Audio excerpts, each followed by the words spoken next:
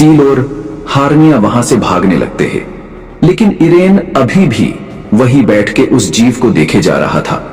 तभी हारनिया को इरेन की याद आती है और जैसे ही वो पीछे मुड़ के देखती है तो वो देखती है कि इरेन अभी भी वही बैठा था। हारनिया जल्दी से इरेन के पास जाती है और उसका हाथ पकड़ के फिर से भागने लगती है। सबसे आगे सील भाग रहा था, उसके पीछे इरेन और हारनिया भाग रहे थे। वो अभी भाग ही रहे होते हैं कि तभी इरेन भागते भागते ही हारनिया से कुछ पूछता है। हारनिया, ये तो बताओ कि हम भाग क्यों रहे हैं? इरेन ने हारनिया से पूछा, लेकिन ये सवाल हारनिया को राज नहीं आया। आगे हारनिया इरेन से चिढ़ते हुए कहती है, क्या मतलब भाग क्यों रहे हैं? तुमने देखा नए वहां पे क्या हो रहा था, और तुम तो उस राक्षस को ऐसे देख रहे थे जैसे तुम्हारे लिए ये कोई आम बात हो। हारनिया ने कहा। आगे इरेन कहता है, नए में तो बस ऐसे ही देख रहा था क्योंकि वो मुझे कुछ जाना पहचाना लगा। ये सुन के हारनिया और भी भड़क जाती है। उसे लग रहा था इरेन उससे मजाक कर रहा था, पर उसे कहाँ पता था इरेन से जो कोई भी बात करता था उसे ऐसा ही लगता था। आगे हारनिया इरेन को गुस्से में कहती है, मजाक सूझ रहा है तुम्हें? तुम क्या किसी राक्षसों के वंशज हो? हारनिया ने कहा। लेकिन भागते भागते वो इतनी दूर आ चुके थे कि उन्हें पता ही नहीं चला।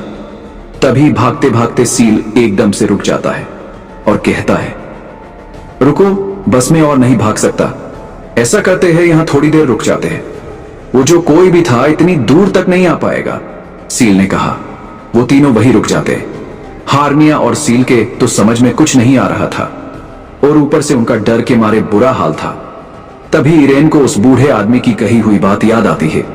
वो तुरंत ही सील और हारनिया को उस बूढ़े आदमी के बारे में बताता है। मैं तुम लोगों को पहले बताना भूल गया।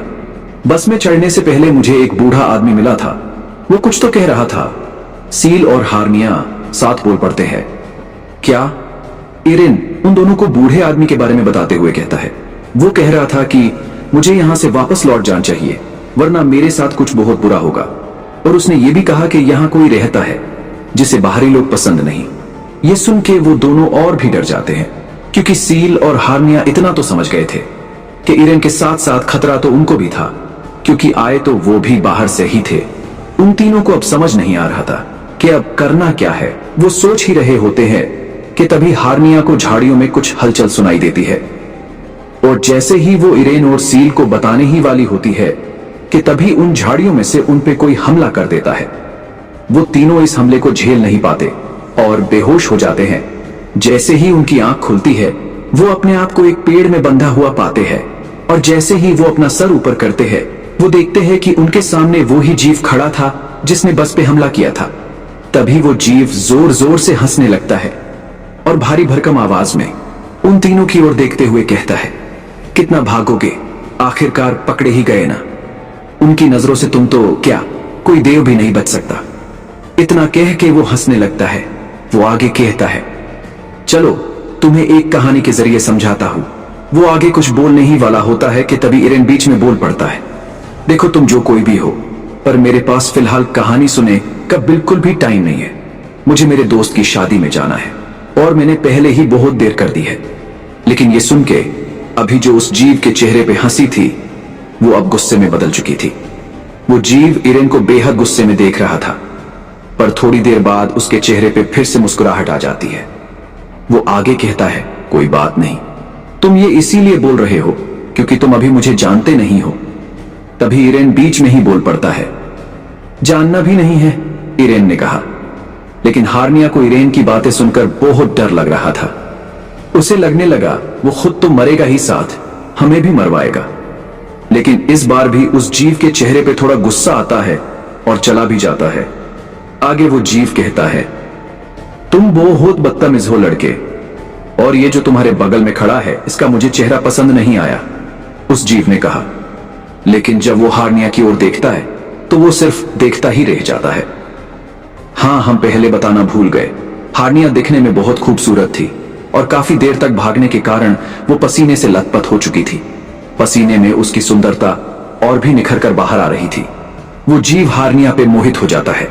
आगे वो इरेन की ओर देखता है और कुछ कहने ही वाला होता है कि तभी वो रुक जाता है और सील की ओर देखते हुए कहता है, शादी के बाद क्या होता है आगे सील इसका जवाब देते हुए कहता है, शादी के बाद दो जोड़े आपस में बंध जाते हैं।